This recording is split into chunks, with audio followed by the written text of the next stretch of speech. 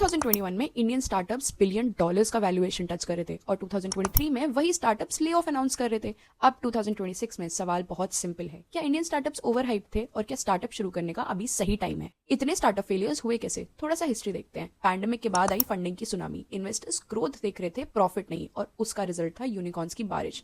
और फिर आया एक reality check. Take example of Byju's, $22 billion का valuation, aggressive expansion, IPL sponsorships और बहुत सारी एडवर्टाइजमेंट। और अब वैल्यूएशन इश्यूज, लीगल इश्यूज और ले ऑफ्स। सिर्फ इंडिया में नहीं, ग्लोबल लेवल पर सेम सीन था। Big tech Giants like Meta और गूगल ने भी ले ऑफ स्टार्ट करे और इंडिया में ओला, स्विगी, अनअकैडमी ने कॉस्ट कटिंग स्टार्ट की। प्रॉब्लम क्या थी? ये कंपनीज मार्केट कैप्चर करना चाहती थी बिना ये सोचे कि प्रॉफिट मार्जिन का क्या होगा। और जब फंडिंग स्लो हुई तो इन्हें पता चला कि यूनिट इकोनॉमिक्स तो बहुत ज्यादा वीक है। तो ये ओवर वैल्यूएशन हुआ कैसे? वैल्यूएशन होता है हमेशा फ्यूचर एक्सपेक्टेशंस पर, और जब फ्यूचर ब्राइट हो तो नंबर्स अपने आप इन्फ्लेट होते हैं। पर जब भी मैक्रो स्लो डाउन आता है, जैसे कि इन्फ्लेशन या इंटरेस्ट रेट हाइक्स, तो इन्वेस्टर्स सडनली कॉशियस हो जाते हैं और अपनी फंडिंग को स्लो या मिनिमल कर देते हैं। तो क्या अभी स्टार्टअप्स का सही टाइम है? पहले बात करते हैं फंडिंग की। इंडिया आज भी वर्ल्ड का थर्ड लार्जेस्ट स्टार्टअप इकोसिस्टम है, 2 लाख प्लस स्टार्टअप्स के साथ, और ग्रोथ रेट रफली 12 to 15% पर ईयर एस्टिमेट होता है। 2025 में टोटल फंडिंग रही 10 to 11 बिलियन डॉलर्स की, मतलब 2024 से थोड़ी सी कम। इसका मतलब यह है कि इन्वेस्टर्स अब कॉशियस हो चुके हैं।